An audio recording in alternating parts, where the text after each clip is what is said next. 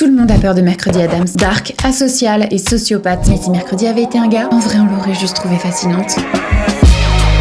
Je te parle de la Mercredi de Tim Burton, celle de la série Netflix dont le monde entier, moi inclus, attend la saison 2. Alors soit oui c'est le but du perso d'être outcast etc. Mais en réalité si on regarde bien, elle l'est pas tant que ça. Pourquoi? Parce qu'une meuf dark ça craint. Alors du coup on la dorme un petit peu en lui ajoutant une voire carrément deux romances. Comme si finalement son indépendance, elle en veut pas en fait. Elle dit non mais elle pense oui quoi. Mais si on inverse les genres, on voit bien que ça c'est clairement un stéréotype sexiste. Parce que les gars, eux, ils peuvent jouer au loup solitaire. Sans que ça pose absolument aucun problème. Je pense par exemple à Rick de la série Rick et Morty ou encore à Tyler de 13 Reasons Why. Des loups solitaires. Sans micmac de scénario pour réussir à les faire fitter avec des normes. Non.